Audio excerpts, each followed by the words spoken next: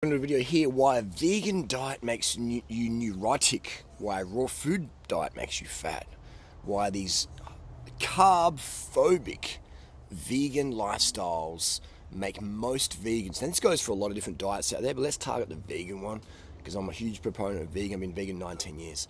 But unfortunately, what we see today is most of the vegan educators out there are pushing this like, don't eat white rice, don't eat sugar, fruit's okay, not too much, blah, blah, blah, blah, blah, blah. You know, orthorexic nonsense, where most average vegans probably eating 1,600 calories, 2,000 calories a day. I'm going to show you the data, the science of why that's not only destructive and it makes you neurotic and you lose fitness, you become anemic, you become a 3-2-1-X vegan. You know, I'm going to show you exactly why. I have a personal, personal passion. You know, I love seeing people thrive. You know, I love seeing people on bikes. I love when I've got people I can train with who are faster or fitter than me or similar to me, and we can really push each other. I love people out there growing fruit, eating disorders, just, you know, eliminating orthorexia, stuff like that. So I've been in this industry, you know, a long time, probably 18 years in the raw food world. So I've seen a lot of people come and go. I've seen people commit suicide, I've seen people die, I've seen people do a dry fast and, you know, have to have a kidney transplant. I've seen people do a dry fast and die, unfortunately. I've seen people do water fast and die. I've seen it all, anorexia to obesity to anorexia. I've seen crazy stuff going on. So I want to help yourself get the right information out there. So if you're subscribing to, you know, the YouTubers out there at the moment, you've got Michael Greger, you got Mick the Vegan, and I use these guys as references because they both promote these super low calorie diets where calories don't matter, and they just hide behind jump cut after jump cut after jump cut because they lack any real fitness and stamina. And their followers, man, are just uneducated, and they're just noobs like, wow, yeah, sugar's bad, wow. Oh, fructose and dates makes you fat. Yeah, wow. Oh, don't eat white rice. Yeah, nah. Eat brown rice, but not too much. A little bit of plants, and it's just insane orthorexia. I'm going to show you why the average Gregor or Mick the Vegan or even Vegan Gains, all these people out there, and I've got no hate towards these people. I just have frustration that they promote these calorie deficient, carb deficient, orthorexic, sugar's bad, white rice is bad, too much fruit's bad mindsets. They're just destructive, and I'll show you exactly why it is destructive. But let's get into it. Even Freely is promoting the rice is bad, sugar is bad, eat fruit but not too much sort of thing going on there. You know what I mean? It's crazy. Even though Freely's made absolute bank off my Raw Tool Forward program where we have fruit for breakfast and lunch and rices, etc. for dinner, unlimited calories. Do some sport to get your body toned and tight, and you know what I mean. Like she's flipping on that. She's saying that potatoes and rice are bad, pasta's bad, sugar's bad, but fruit's okay. But you know, only if you grow it yourself. It's just insane. So I'm a bit frustrated here because I just see people failing, and people write to me every day because they have anemia, because they follow Freely's advice, Mick the Vegan's advice, Dr. Greger's advice, etc. They have anemia, which means low hemoglobin. Doesn't matter how much iron you have in your body, you will still become anemic if you don't have enough sugars to feed your red blood cells. And that's proof. Look at all the tests. Look at my blood tests and look at their blood tests. All of them are anemic or low normal hemoglobin, which is gained, I would say, would be anemic in terms of athletic worlds. It's insane. That's why I'll put all my blood tests up there. So if you want my blood test results, do what I'm doing. All right, let's get into the video. Let's get into the nitty gritty. Thanks. Okay, this is the biology of human starvation. Look at the impact of voluntary food restriction. Now, this was done. This is an incredible book to read. It's The Biology of Human Starvation, aka the Great Human Starvation Experiment, etc., where they got some people and locked them down in a university campus, and it was just amazing human story. Please, you got to go read these books. If you want the short one, just go read the PDF online. It's free. If you want a simple book to read, I think it's Ross Tucker, my friend Jen, sent me a copy back in 2010. It's fantastic read, The Great Starvation Experiment. And if you want the real big, you can get that, you know, the 2 volumes, The Biology of Human Starvation. Incredible reading and a foundation of what I teach. The following information is based on Ansel Keys' 1950 book, which reviewed his study of the physical and mental reactions of wartime conscientious objectors. Men ate 1,570 calories a day, let's call it 1,600, for 6 months. compared with 1,300 calories a day for women. Lost 24% of body weight. The current ideal for women is 23% fitter than average. Again, that's a little bit of variables there because some people are going to need a lot more than 600 calories a day because they've got kids or a wife or boyfriend, etc. So anyway, so these people, what physical changes did we see? We're going to go the neurological, we're going to go physical, we're going to go aesthetic and stuff like that. We're going to show you exactly what happens when you start eating normal again. Physical changes. We've got decreased body size, especially in upper arm. Now, a lot of people will be like, I want that. I want to get smaller. Okay. Decreased heart volume. Nobody wants that. Your heart volume, when it gets decreased, it means you can't pump as much blood around. It means your erections, if you're a man, will be decreased. If you're a woman, your sensation of your clit, etc. will be decreased because you don't have that blood circulation. Your brain capacity will go down because you don't have that, the oxygen going to your brain is good. So when your heart is strong and just do one contraction and pump a lot of blood around you, you feel like Superman. I feel like Superman every single day because I have a high blood volume. I have a high heart volume. Just that's what, and the same with any elite level cyclist or runner. You just feel good if you're carved up, especially. Slowed pulse rate doesn't mean too much. Basal metabolic rate, BMR, reduced by 40%. This happens because the thyroid gland, it shuts down production of T3 and T4, which rely on a lot of sugar. So as soon as your carbs are getting cut, your sugars are getting cut, your thyroid drops down. Right? Your TSH goes up, your thyroid stimulating hormone goes up to counteract the low T3 converting to T4 to T3, sorry. And it basically is thyroid stuff. We can talk about thyroid hormones and stuff like that. That's over the top of a lot of people's head. Basically, when you cut your carbs, you're fisting your thyroid. So your basal metabolic rate will go down. If you get your thyroid tuned up, you shred, all right? And if your thyroid is slow hypothyroid, aka elevated TSH, then you're not motivated. That's why a lot of athletes abuse thyroid medications. And hey, so subjects felt cold, complained of cold hands and feet. Not too much of a big deal, wear socks and gloves.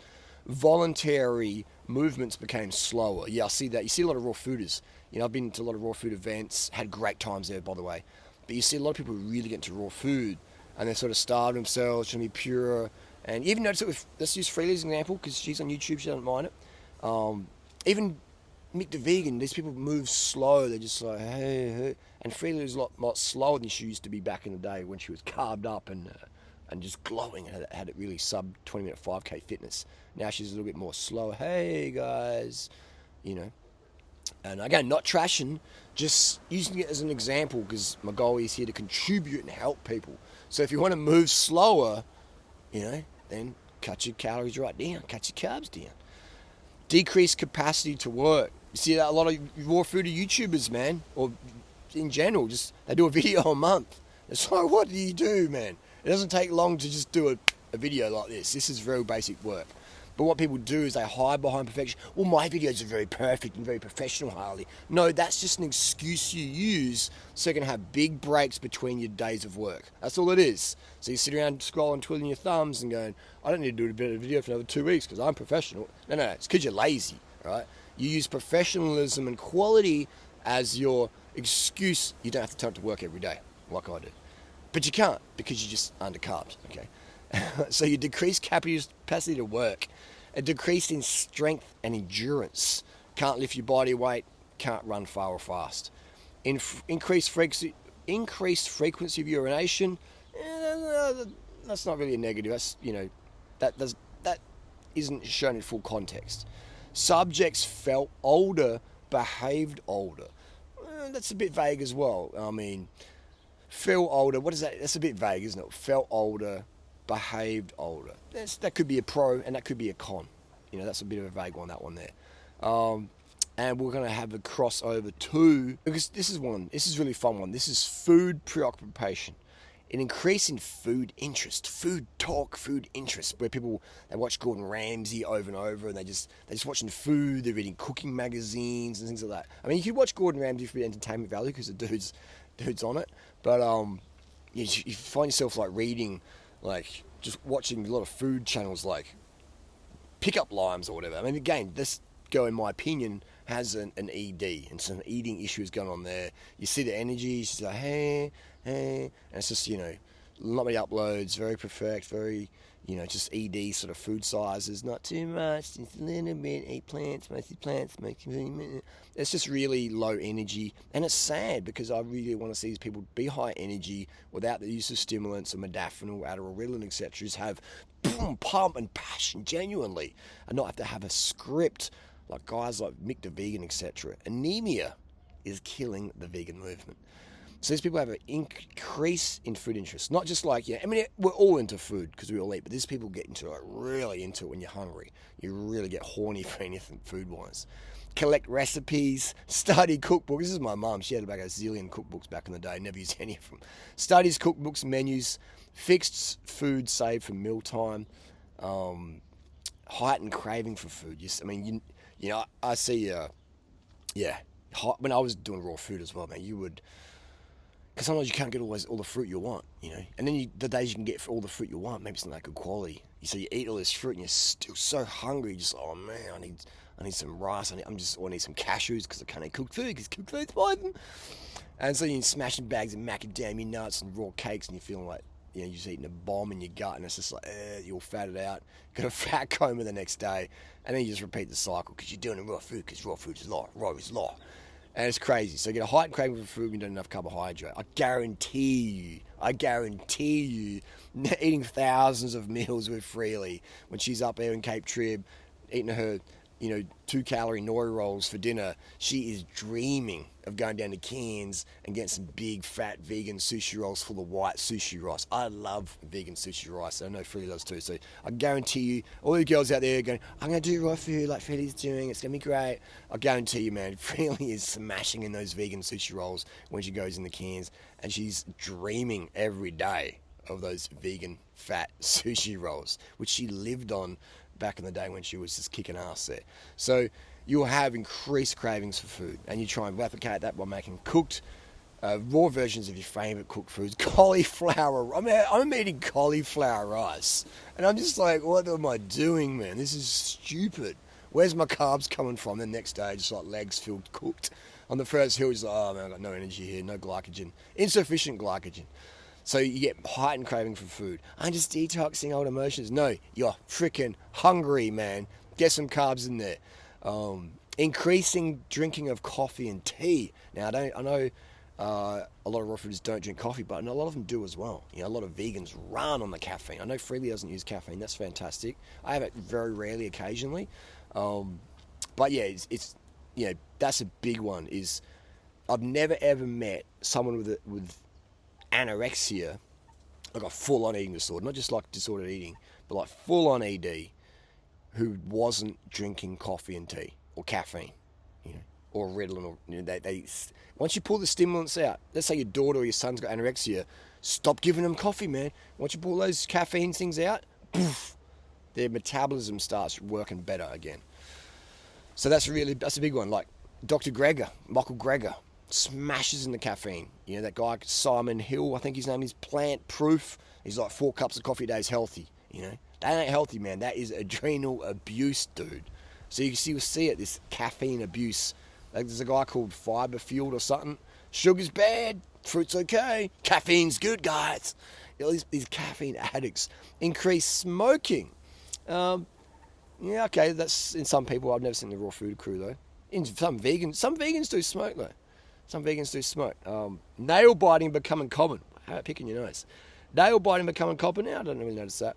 Begin to purchase useless articles that do not need or use. Others begin hoarding money. Yeah, that's interesting.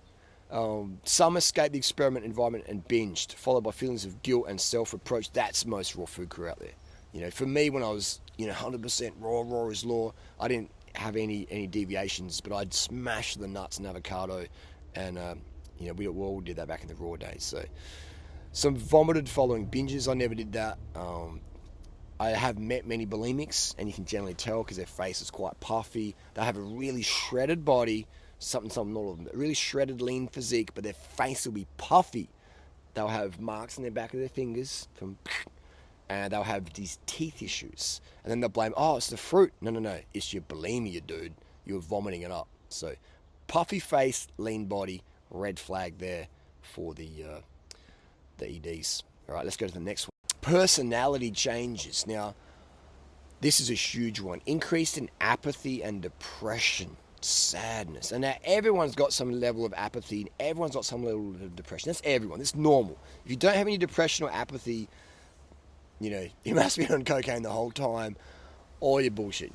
So a little bit's okay. A little bit of depression, apathy's normal. Just a little bit, Even though I feel like Superman, occasionally I'm like, whatever. And that's generally when you need more carbs, you need more water, but you seem to have a bit of a rest, all right, and wind down. So, but I see it a lot in the raw food world when people really get into it. I've seen people commit suicide. I remember being in a raw food tantric yoga retreat. I forget who it was actually. It was 2009 in Copenhagen, Thailand. I remember there's this French guy. He killed himself. He killed himself, unfortunately. He was like coffee, tea, cigarettes, and he had these massive Casey Neistat dark circles under his eyes. He's just like, and I remember telling him, dude, you got to carb up. You gotta get some more, get sugars in your fruits, rice, whatever. He's like, carbs are bad, and he's like smoking a durry and stuff like that. He's like, we've got coffee in one hand, cigarette in the other, and we're outside during the lunch break, and we're talking about food and stuff. And he's like, no, carbs are bad, I don't need carbs, I need very little to eat. Anyway, that night, he got into an altercation, ended up in a Thai police cell. Next day, he hanged himself. Insane. Didn't even believe it was to be true, I was just like, what?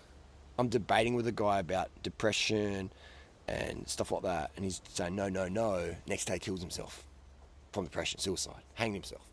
So it's just insane. This is why I go crazy when I hear people, don't eat too much carbs, potatoes are bad. Even Freely said the other day, people have sent me this in the inbox.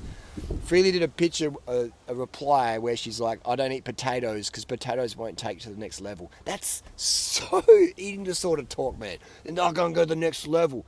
If you want to go to the next level, Freely, how about pay you back all the money you owe me if you want to be spiritual? Anyway, I'm digressing. I just get frustrated when I read this nonsense out there. Don't eat potatoes if you want to go to the next level, guys. Yeah, right. Even though that's what got Banana Girl to where she was. Potatoes, fruit, sugar, and white rice. And cycling gives you the toned physique. Crazy, man. Crazy. Anyway, we've got a decrease in mental alertness, comprehension, and concentration.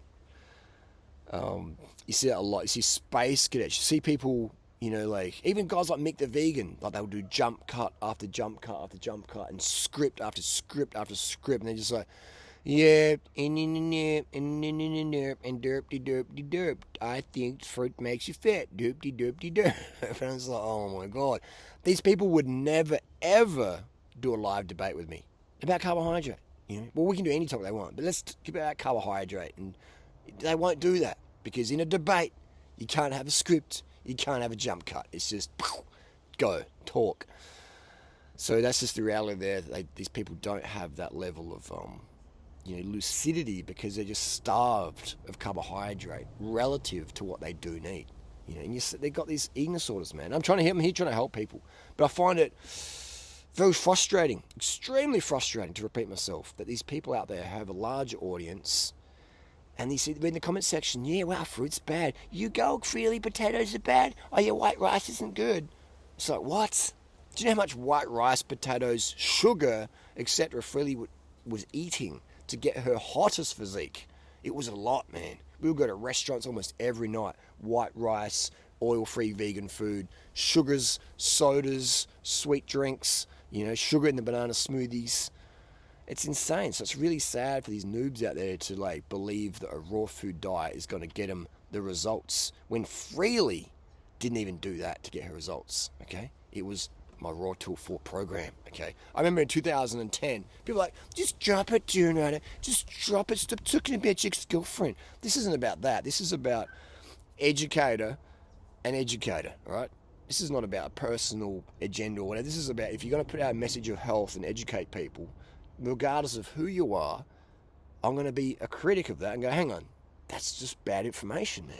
All right? So, and because I know Freely better than anyone else in the world, I can speak from personal experience, okay? This is what Freely did to get the good results. Fruit. She would smash in 20 to 30 to 40 dates almost every day for breakfast. Boxes of dates a week. She'd blend up with water and just have a big, remember the REA thing? I still got it inside there, I think.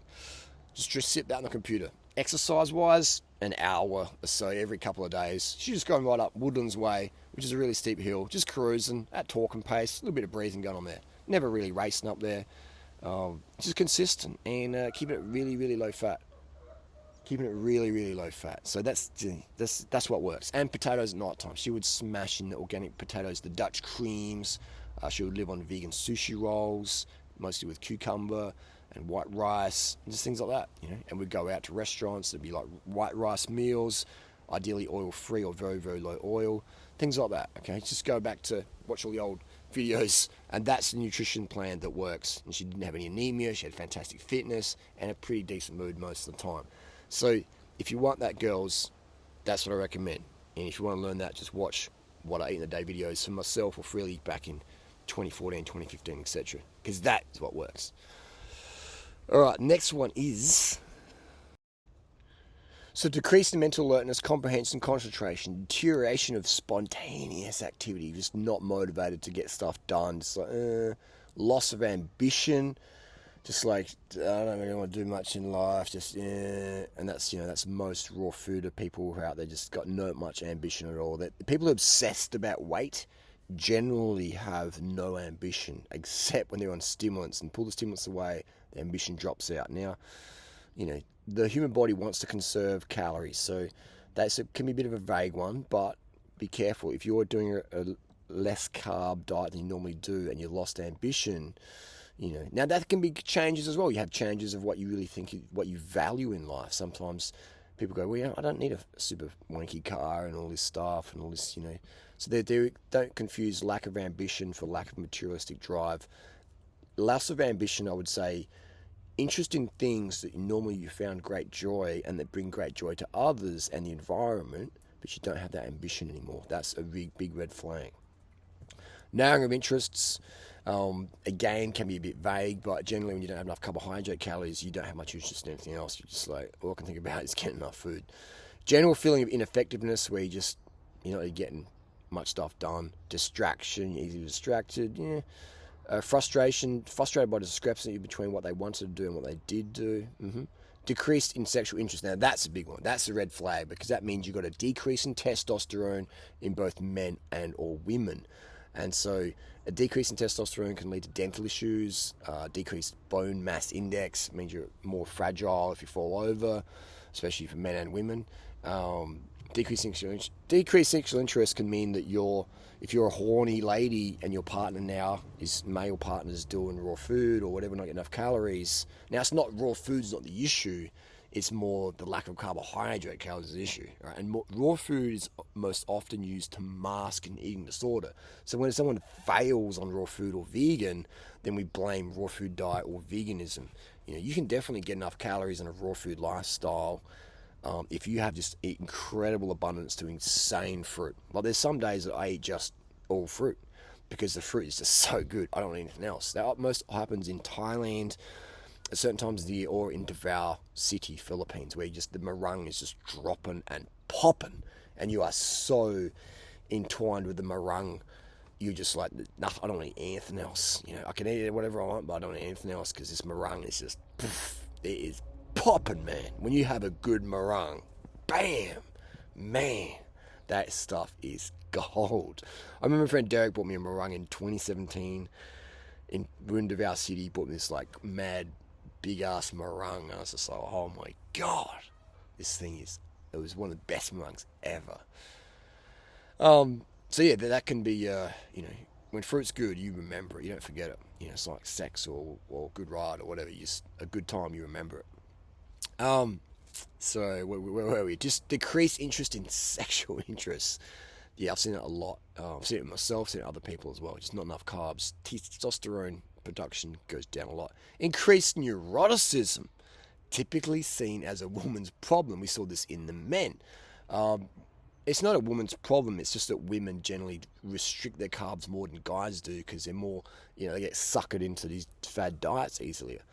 But if you've ever had a mother or a father who's been carb restrictive, then you know that any male or woman, man or woman, can get extremely neurotic, mostly due to the lack of carbohydrates. Increased hysteria.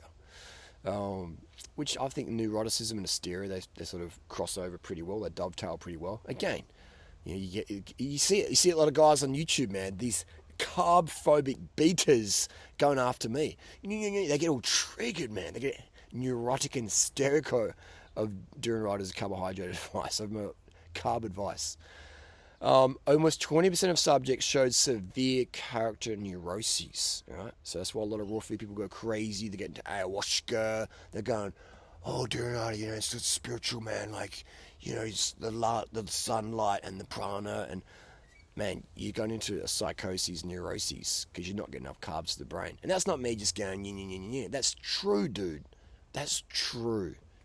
That is true, man. I've seen it firsthand.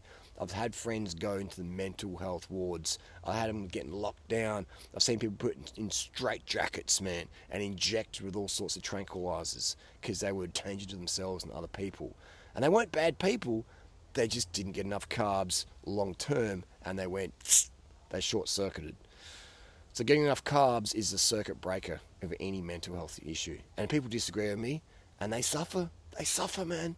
That's also neurosis as well. I was talking to a friend the other day. I said this to a lot of people over a 2-week period. Put some sugar on your watermelon. And they all replied, you mean refined sugar? And all these people, by their own admission, suffer with, neuroses episodes. And I'm like, dudettes, just put some freaking sugar on your watermelons. All right? It's going to pop and you'll be good. I'm just trying to help people. I'm just trying to help people help themselves, man. That can be very tough when someone doesn't want to help themselves because they've got an eating disorder. 2 subjects reported on psychosis, including violence and hysteria. And this was just over a few weeks, few months. Imagine doing this for a couple of years. All right? Now you know why so many people are crazy out there. Sensitivity to noise.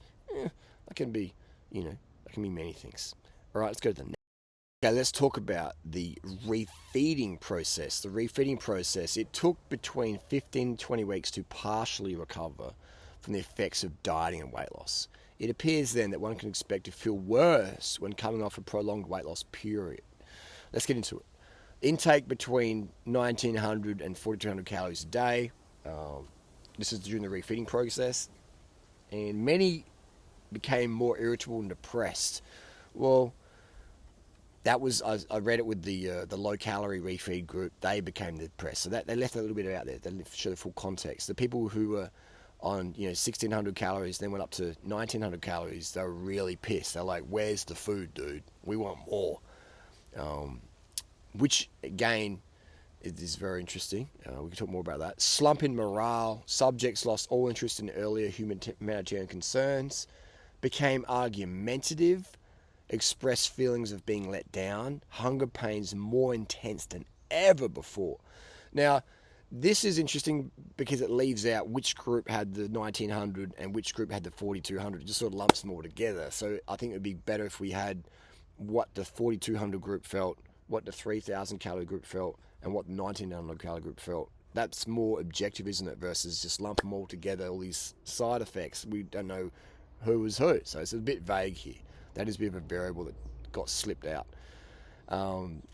Hunger pains are more intense than ever before. Appetite's insatiable for 12 weeks, even on those highest calorie diets. Okay, that's good. That's objective. So no matter how much you're eating, once you go back into your refeeding phase, you get this hyperphagia. What does hyperphagia mean? It's increased, like just crazy appetite. I find that as well with women. My experience with, maybe a married woman or a girl has a boyfriend and she's in my hotel room or comes back to my place, her sexual appetite, because she hasn't been ravaged or had some good D for a while, becomes insane. They become just, really hungry for it. And that's not a bad thing. It's just an observation. Same with food. If you've been deprived of food for a long time, then you get some food, your body's like, more.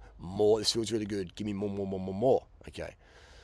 And just a little side note there, if you do get involved with married women or women who have boyfriends who don't service them regularly or properly, these women can get very attached to you because you make them feel some emotional and physical stimulus they haven't felt ever, or they haven't felt for a very, very long time. So if you cut that off, don't be surprised if your life gets pretty hectic pretty quick. So Read my book about that one that's coming out. So it's just a side thing. We always like to keep it real life here, real life advice. So the hunger, insatiable appetite for 12 weeks, even on those highest calorie diets. So that's why when you stop your juice fast or go off your raw food diet, you go like, I just can't stop binging. I'm just, oh my God. That's normal. Go with it. But choose the lowest fat, highest carbohydrate foods so you don't go to 100 kilos. You remember there was a young lady who was, I won't mention her name, but she came to my Thailand retreat. I said there was a couple. She came to my Thailand event back in 2016, I think it was. And there was a couple of them. They were European girls, and they were 100 kilos, which is fine, but they were big mamas. And because they had starved themselves, they all had eating disorders and anorexia beforehand, so they had mental health issues, come to Thailand, doing half my program, and the other half at KFC. And they're doing half durianrider and half Colonel Sanders, and then another half of SSRI medications, lithiums, abilifiers, Prozac, things that cause insane weight gain. And then they go to YouTube and say, oh, well, I'll gain this weight eating fruits. And it's like, dude, KFC, chicken nuggets ain't a fruit, right? In my book, they ain't. And doing the SSRI medications, all this weight gain stuff. Then you have the morons like Mick the vegan purposely use these female examples who weren't following my full protocols, who were following Colonel Sanders protocol as well, and go, you know what, guys? Fruit's not so good. And then they forget to mention the women, the hot, slim, fit, scrumptious, yummy crumpet women who live with me over the years and look amazing. These guys, for some reason, they forget to use these girls as examples of my protocol. Now, that sounds arrogant, but it's true. Anyway, so you're going to get super hungry whenever you do your little fast and you cut up for your bodybuilding competition or your bikini competition. You go insane with the food. It's called restrict and binge, starve and binge, or in bodybuilding world we call it bulking and cutting. Hey guys, I'm cutting. You're starving yourself, dude. Hey, I'm bulking. I'm doing a dirty bulk, dude. You're binging from your starve. When are you going to stop the vicious cycle? All right. How about just eat high carb vegan all year long? Stop trying to get the glad wrap abs because you know there's going to be a rebound effect most likely, especially when you're starved down to that weight. It's just not healthy, man. You feel crap. You feel a joke. You feel absolutely rubbish. From what I've seen, I've never starved myself down to like that because that's just dumb. I always knew there's going to be rebounds. I'm like, why would you do something just rebound it? It's just like dumb. It's dumb. It's dumb. It's credit card physiques. All right, get it the right way. Be slim all year round versus starve yourself down, rebound it out, mood yo, and you're a douche to hang around, man. I'd be such a douche. I'd be more of a douche than I already am if I was restricting carbohydrate. Right? Anyway, so we have hyperphagia, post-starvation hyperphagia, can't stop eating. Found it hard to stop eating even though stuffed. I remember being in a restaurant with High Carb Hannah, I created that username, and Hannah, she's cool. But yeah, she came to my retreat, I think it was 2014, 2015, and we were at the restaurant one night, and she was a big girl. She's public about it as well. I'm not making any stories up. She was talking about how she had eating disorders and she was abusing stimulants like caffeine and cigarettes and I think Adderall and stuff like that. So just popping pills not to eat. She's slimming down, then eventually come across us. She's like, wow, I'm sick of starving. I'm sick of all this stuff. And so she rebounded. She had that rebound weight gain, which is normal. But then she's like, oh, no. She didn't really understand the process and didn't have trust in the process, didn't have patience in it. And then she's like, I remember going to a restaurant with her and she's ate all the fattiest vegan food there was. And then she couldn't even finish it. And I'm like, no, you can't throw that food out. You can't throw it out. That's just wrong. You got to take it home. You don't put food on your table, on your plate, and not eat it. You either save it for tomorrow or you give it to the animals. You don't throw food in the bin, It's got to go back to nature somehow. And she's like, I'm just like, she's like, why'd you put so much food in your plate if you're not going to eat it? She's like, I don't know, so that's not me trying to character assassinate. I think that's just a very common thing in America. It's just like, because America is just like home of the 99-cent meal where it's just like more is better. And in many situations, more is better. I'm a big fan of more is better. But when your food's all fatty and stuff, more ain't better, okay? The good thing about it is when you're recovering from eating disorder, you don't need to smash the fats in because your body will naturally just store more fat. You don't need to add in more fats. It'll just gain the weight it needs to, and then it'll stop. Let's say you're eating, 3,000, 5,000, unlimited calories, some fruit, white rice, and sugar. Your body will rebound to a healthy weight and it'll stop. Let's say you're doing as much calories from mainstream foods like Stephanie Buttermore did. You'll just she's kept growing, and she only stopped because she started starving herself again. So she hasn't broken the cycle, or she's back in the thyroid meds again. So she hasn't broken that cycle. She hasn't done it the right way. She's been deceiving herself and her audience. So if you do it the right way, you go up to maybe let's say Freely's weight. She was 50 kilos when she was starving herself before we were together. And then she got to about 73, and then my protocol she went about 50, 51, 52, and looking good and feeling great.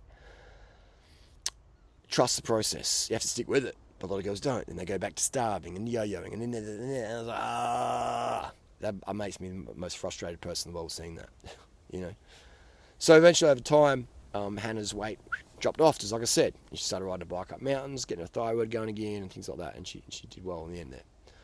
But again, these women do relapse into eating issues, disordered eating, and I'm not sure if they ever will be free of that.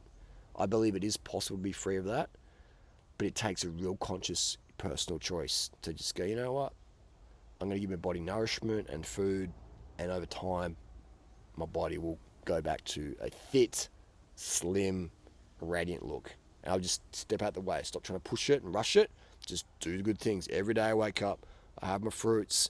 Every lunch I have my fruits and my rice. Every night for dinner I have my rice. I keep it low fat, I keep it vegan, I wife transport, not afraid to get my sweat on.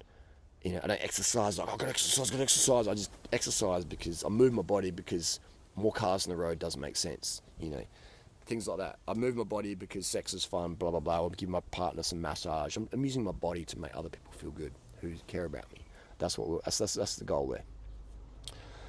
Otherwise, your life just sucks, and people around you go, you know what, you're pretty hot, and I've had some good times, but I'm getting over this shit pretty quick. And then you find yourself lonely because the people that you really wanted in your life aren't really there for you anymore because you weren't there for them, because you were focusing so much on your own eating disorder issues. And you can choose to stop that any day you want. And you can choose to continue that, bring it back any day you want. It's just a choice in the moment. And if you disagree with me, then you're going to live. People out there, you'll have a lot of suffering. You have a lot of suffering in your life. Not by saying what I'm saying is untrue and believing what Big Pharma or whoever wants you to believe, then you just suffer. You just suffer. I don't suffer because I'm living my dream, but you suffer. But I think if you're this far into the video, you're definitely a red pill person in that you want the truth versus more enabling bullshit.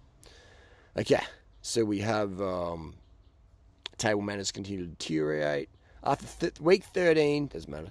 Week 13 of refeeding subjects had access to the food, ate an average of 5,000 calories a day, ate nearly continuously, either ate or slept. Yeah, so just like in that refeeding zone.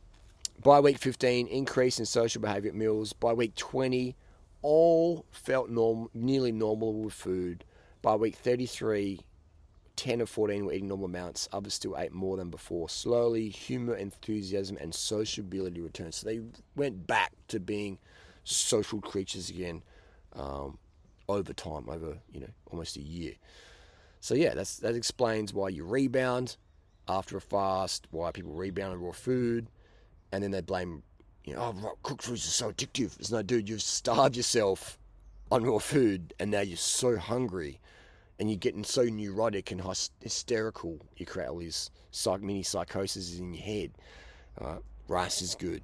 Potatoes are fantastic. Sweet potatoes are incredible. Sugar's the most easily digested food on the planet. White sugar, nothing digests. Nothing digests easier than white sugar in water or sprinkled on a fruit. Nothing even comes close. So you have these people out there, seedless fruit's bad for you. Just eating this sort of crap. All right? So if you see it, call it out. Help these people. All right, let's go to the next one. Okay, here we go. Let's talk about the physical effects of refeeding. Expected relief did not come quickly. What does that mean? Subjects gained fat tissue rapidly. Soft roundness became their dominant characteristics. Now, before we did the starvation thing, all these guys looked slim, athletic. They had like angled jaws. They had, you could see their collarbones and see their musculature and things like that. Now, afterwards, we don't have any photos to share, but they came soft and round. Right? You see that a lot in people who are in recovery mode. And it's not a bad thing. It just is what it is. You become a soft, round version of yourself. Look at some of, to use freely again, because she's fine with it. She's out there on YouTube. If you look at her, even High Carb Hannah, like, look at these people who had their rebound phase, from starvation, and they got back on track, and you get that soft, round effect. Now, let's say you're 50 kilos, you'll probably go up to 60, 70 kilos, maybe more, maybe less. Actually, maybe not more. If you follow my protocols, 70 seems to be the limit. But again, it depends how much you abuse yourself. Like freely did weight loss drugs, fasting. Most people haven't done weight loss drugs and fasting, okay? So they might not rebound as much. But she was eating very clean, so she had good discipline. Freely had great discipline with that, so that was good. But let's say you are 50 kilos and starving yourself. You could also be 50 kilos, on my protocol as well. Yeah, but you will go up in weight before you go down. That's just you have to. Because you've got to heal your thyroid, heal your HPG axis, things like that. And so your body will have to gain weight, fat, and fluid to heal those organs, to heal those endocrine systems. That's just a given. People say, it's true. You have to gain to gain. Simple as that. And if you can't do that, then you're not an adult. You got to get over that. And so that's what happens. People gain the weight, right? Now, this is the part of the video where a lot of people don't want to accept that. They're like, metabolic damage doesn't exist. I can do all these crimes to my metabolism. I can starve. I can yo-yo diet. I can eat stimulants instead of eating food. I can eat low-calorie food. I can do, sugar-free ketchup and fake rice noodles like made out of jicama root or whatever the hell I use. Just stupid shit. You can't do that. You can't trick your body into getting its carbohydrates with stevia and shit and then not expect a rebound. It's gonna happen, dudes and dudettes. So that's just how it is. And just roll with it. Stop being such a beta bitch to yourself and those around you. Right? Who cares if you gain 10, 20 kilos to get healthy? Like, who cares, dude? I'll tell you what. It doesn't matter how good you look. It doesn't matter how much money you got. It doesn't matter how nice your house is. If you're cooked to be around, I shouldn't use the word cooked, but that can be good or bad. If you're just a downer to be around, people are like, oh, man, it's even worse. It's even worse if you've got a nice house, if you've got a good body, whatever, but your attitude sucks because you're just such a chump. You've been such a loser, such a whiner, so ungrateful, so bratty. It's like, oh man, it's like this is the worst. I'm drinking water here. It would be like you're being really thirsty on a hot day, which you should never be thirsty. Let's say you are thirsty, you got caught out, you got stranded, and you see a bottle of water, and you're, oh my god, and you just can't wait to have this nice, cool, refreshing water, and you grab the bottle, and as soon as you touch it, oh, it's hot. It's been sitting in the back of a car all day. So it's hot water.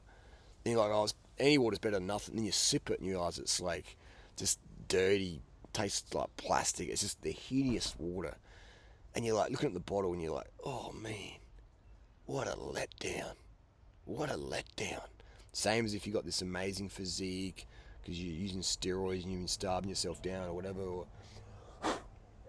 it's the same deal. And someone gets you home or whatever, they spend time with you, like, this person's like a nut job, man. They look good at the club, they look good on Instagram, but hang around with them for a bit, man, they're psychotic, they're neurotic, they're under carb, bro. They take everything so personal. So that's the deal. It doesn't matter about how you look to real people. What matters is how you make them feel. Okay. So if you're like, oh, I feel fat, I'm jiggly, get on the scale.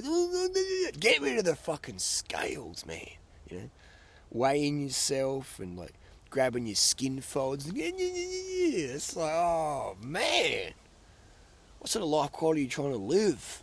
You know, such a letdown.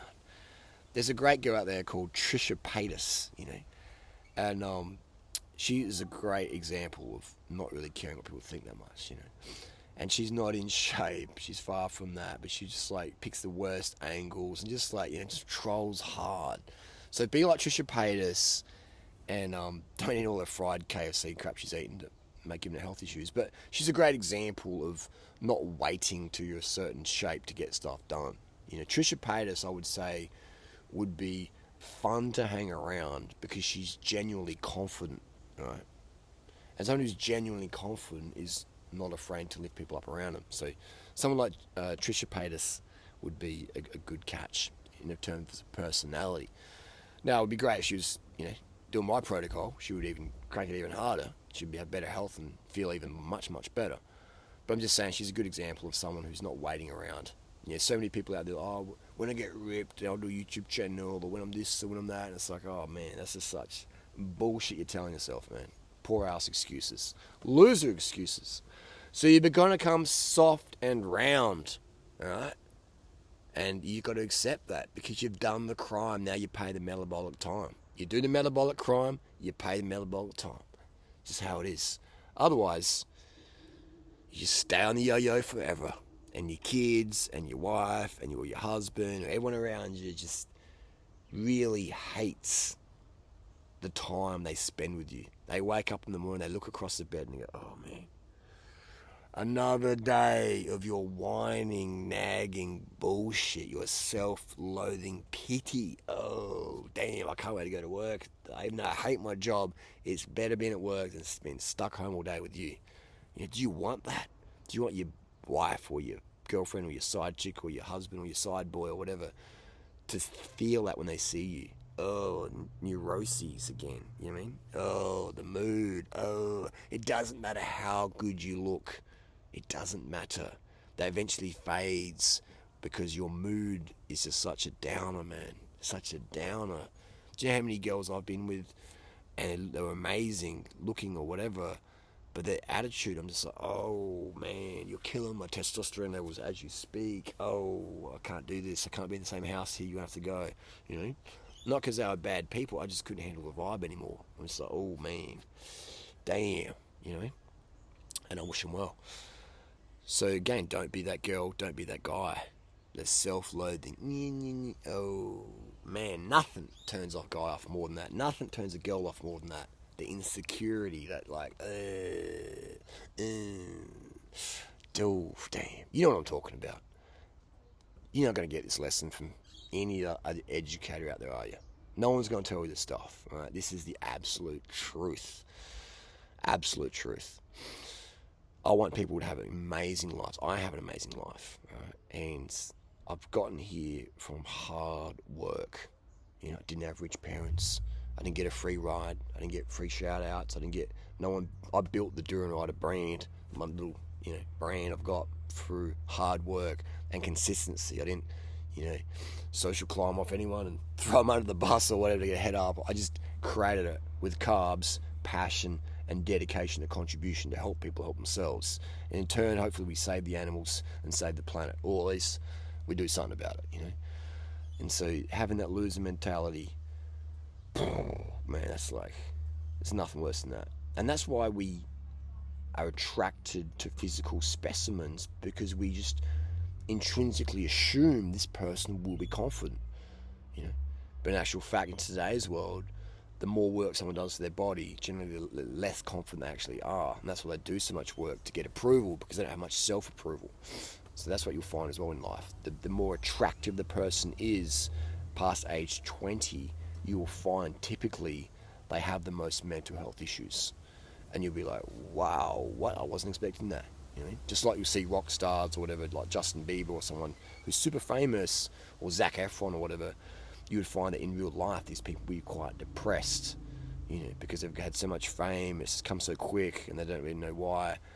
And it's like, you know, and then people use them and then they get into drugs and they get self-loathing, and it's just like, it wouldn't be fun to be them most of the time. because you don't know who's your friend and who's just social climbing. Anyway, I'll digress. Next point, let's go on to it. Okay, here we have last one, social activities. Initially lively, responsive, tolerant, and happy with good humour and high spirits. This is during the starvation phase, okay?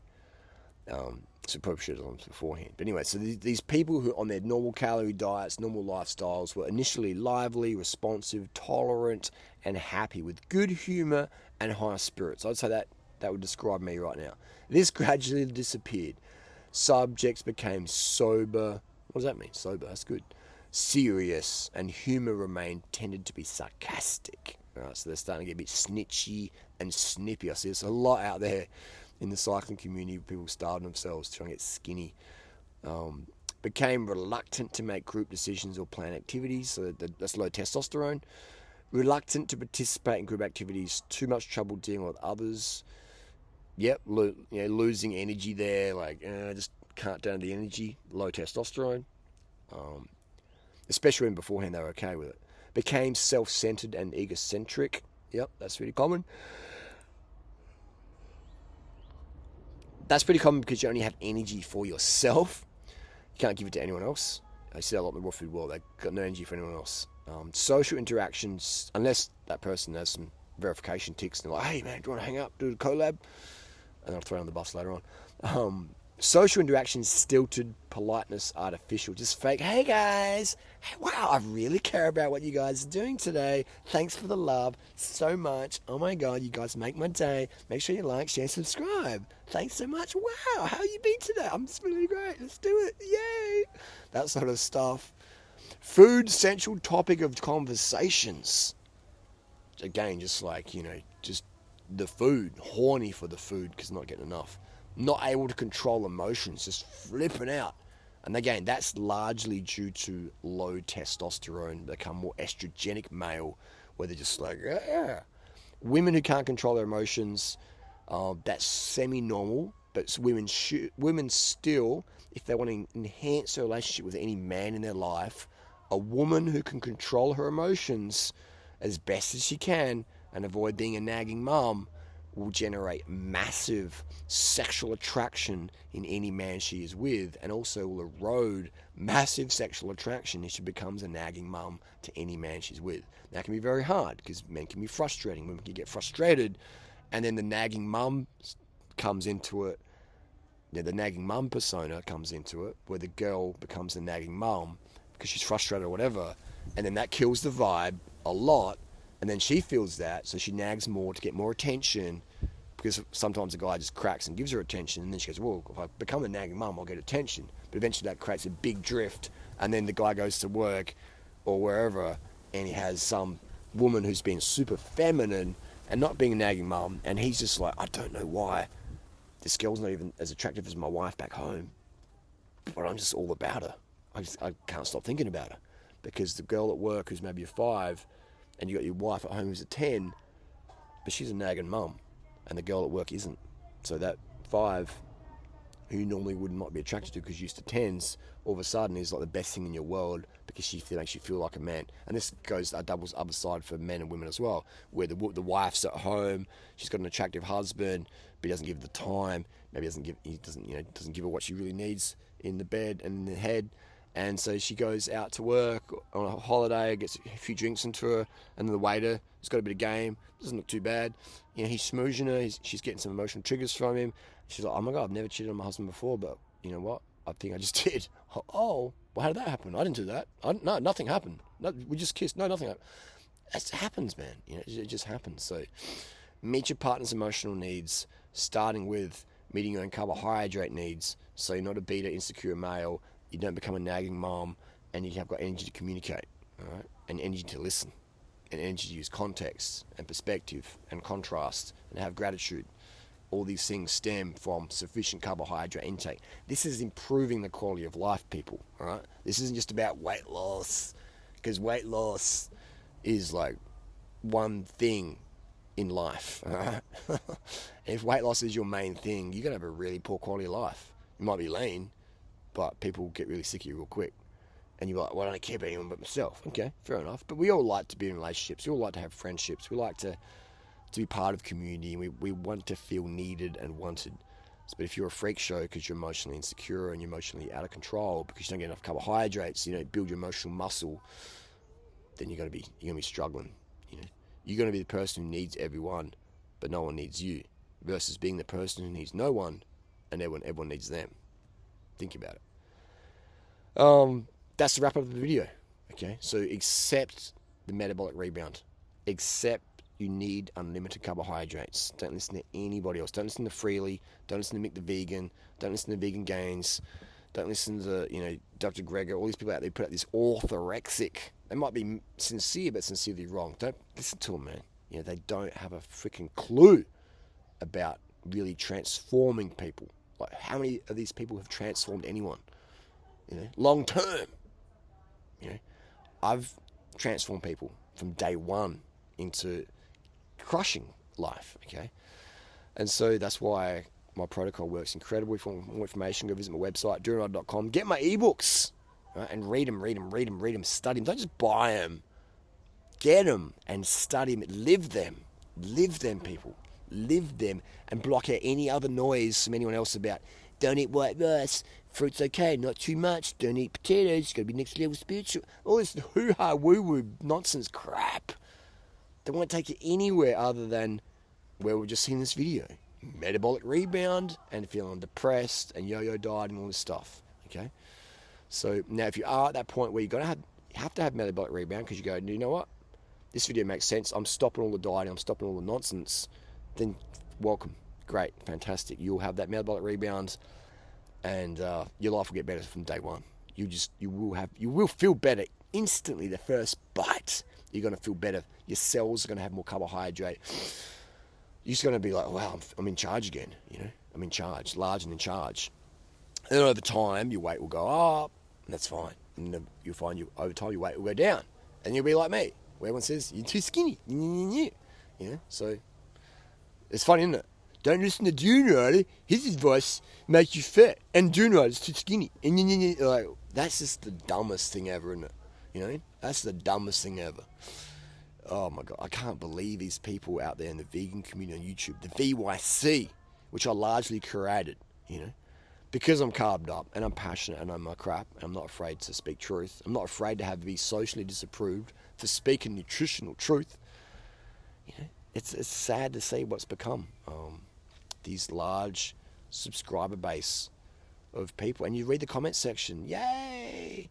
I don't want to eat fruit, or I don't want to eat white rice, the sugar's bad, yay, healthy trip, hashtag food goals. And it's like, you just know these people are going to have a miserable existence. I feel sorry for their boyfriends, I feel sorry for their girlfriends, I feel sorry for everyone who has to deal with their nonsense, their hysteria, the undercarb hysteria and neuroses that's coming. I feel sorry for them. Anyway, eating disorders are rife in the raw food world, the vegan world, the paleo world, the keto world. Eating disorders are rife in any, nutrition group. They're here to stay. They're not going away. And when I tell you, just a lot of people getting eating disorders. We'll talk about in this video. It's a whole separate video, but a lot of people get into these eating disorders because they want control over stuff. We don't feel we have control in life on many things. I mean, I was clinically anorexic back in 2002, then again probably 2009, without trying to be. I wasn't starving myself. I was eating as much as I wanted, but I was also only eating fruit, and and then another time I was just doing so much training, But I felt great, especially in 2002. I was doing really well. But if you look at me, I was like really, really underweight, and that's fine for cycling. But in 2009, I was just eating raw food, and my performance really, really suffered. I developed anemia. And I remember going to the doctors, got a blood test. I felt fine, but I didn't have the same power as I had back in 2002 and stuff when I was eating raw till 4. And so I went to the doctors, got a blood test, and my hemoglobin was like 135. And I'm like, okay, so I'm not anemic, but in my opinion, it is anemic. It's very low, especially for a cyclist, especially for someone who wants to be feeling strong and fit. And I said, doc, yeah, it's not anemic, but, it's pretty low for a cyclist. My question would be, what if we get to level up? And I was thinking, I want performance. So about a month later, I remember Freely started cooking potatoes in this house that we were at, and I went out that night with Freely's mum to a Don Tolman event, and I remember Freely being really, really weird. She's like, "Yeah, go with mum. I'm just going to stay home tonight." And I'm like, she's actually really suspicious. I know her really well, and it's like, okay, whatever. So I went out to Don Tolman with Freely's mum, Lindy, and then come home, and Freely just looked different. I was like, hey, she just looked like a Chessy cat, still smiling and stuff. And she's like, I've been really bad. I said, what'd you do? She goes, I ate potatoes. I'm like, what? And this is back when we were 100% raw. I'd been raw for 5 years at that point, almost 5 years. And I said to Freely, like, what? And so I baked potatoes. And my first thought was like, what, she's trolling or what? Like, why would you do that? Like, we're meant to be raw, the raw power couple. And she's like, I couldn't resist it. I was going to try it out. I said, how'd they taste? She goes, oh, amazing. I said, how do you feel? She goes, I feel fine. I feel pretty good. I was like, is there any left? I'll try it out as well.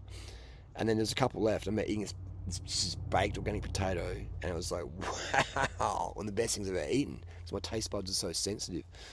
And we cooked up more, and then woke up next morning, felt great.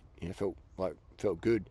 And then the next day, I remember buying some raw oats, these 4-leaf organic oats, and I hadn't had oats for 5 years. And so I had oats for dinner, and then the next day after eating those oats, I remember going for a ride, and my legs were just like, power.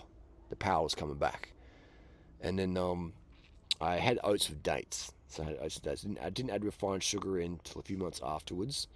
And then when I did have that refined sugar, well, I was like, wow, I'm back to feeling like absolute Superman again. My muscle glycogen partitioning is just enhanced again. And then I was just like setting PRs and getting back into racing and stuff like that. So yeah, that was good times.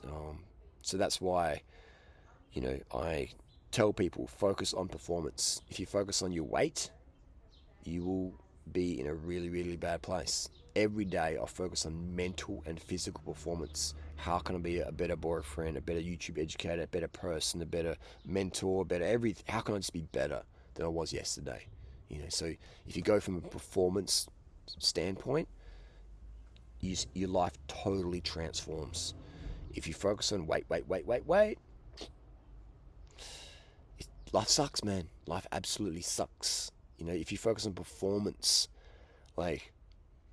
sexual performance for your partner, if you focus on mental performance for your partner or people around you, your kids, what sort of mum are you being if you're neurotic and that? I know kids out there, teenage kids, who hate their mum and their dad because they're neurotic, they're carb starved, and they hate living at home. They hate living at home because it's like, it sucks. That's why I'll never ever have problem finding an amazing girlfriend, because the quality of life I can offer with my vibe, not many people in the world can offer that. Because I'm stable, because I get enough carbohydrates. I mean, I'm crazy. I'll be on your case if I think you're not doing something right. But in terms of support, you get unrivaled support from me. So that's why, because I can support myself, because I'm getting enough carbs every meal, and I'm getting the sleep, getting the water. I'm not starving myself. So that's a huge one there. So what can you offer your family and people around you? How much value can you offer people? You know what I mean? That's what, always focus on performance. How good of a root are you? How good of a dad are you? How good of a mum are you? How good of an athlete are you? The athlete thing is a bit subjective because you can take drugs and stuff like that. But how good do people feel around you in your presence? That's what it's about, and that feels good to make other people feel good. That makes me feel good. Yeah. And when you're lifting other people up, when you're serving other people, when you're helping the planet, helping the animals, man, nothing beats that. Nothing beats that. Right? So in this pursuit of abs and rippedness, be careful you're not. You can have that as well, but women should never have abs because you're just suppressing your mood too much, and you become more crazy. Slim. Focus. If you're going to focus on your weight thing, just focus on slimness. Right? But focus on performance. And with performance, slimness comes with that, okay? Simple as that. And by performance, I don't mean just athletic performance. I mean life performance, all right? Especially the biggest one is our communication performance. How well can we communicate with other people? Do we lose our chops? Can people really tell us what they think? Or will we overreact and just become manic and nuts and neurotic and vindictive and malicious? Who you can't talk with owns you. What you can't talk about owns you. All right? So you want to think about that. This is a little esoteric message here. Everyone's focusing on weight loss, calories in, calories out. I'll get a flat tummy. Who cares if you got a flat tummy? Who cares if you got angled jawline? If your partner hates you because you're a dead root, or they hate you because you don't make them feel good, and they're like, "Oh, I'm just counting down days so I can get out of here." All right, so just think about that. Or your kids don't want to; they just can't wait to move out of home because they hate being with mum and dad because mum and dad are undercarbed, overcaffeinated, and alcoholics. You know what I mean? Like that's why I stopped visiting my grandma in the last few years, because every time I went around there, I didn't leave feeling good. I'm just like, the vibe was just like dead. Why would you go and spend your lifetime living or visiting people who lower your vibe? Right? I ain't gonna do that. No way. Don't do that. Like, don't do that, man. And if you do that, like, I've got no resentment towards my family at all, especially my grandma. But if I had sacrificed my lifetime to hang out with someone just because they're family, then I'd have resentment. Like if I went to university to impress my mom, but I hated my university course and I got in all this debt, worked a job, had kids, did things I didn't want to do, I'd resent my mum because I'll be living for her versus living myself. Okay, that's why I have a good relationship now with my mum. I can be honest with her, and I got zero resentment to my mum because I've lived my life how I want to live it, and so I recommend you do that as well. So otherwise, you're just going to resent your family. Oh, but if I quit my job, my kids will hate me. Nah, you'll hate your kids if you work in the job you hate to support them, and then your kids become little brats. You'll hate your kids, man, and then they'll hate you, and then they'll, like, every day do what you want to do. Okay, that helps people around you, helps the planet. That's the wrap up. Let's talk more. I got the questions down below. We'll see you next video. And go check out the Durianrider podcast. Appreciate the support. Carb up, man. Unlimited carbs every day. Fruit, sugar, white rice. They're the top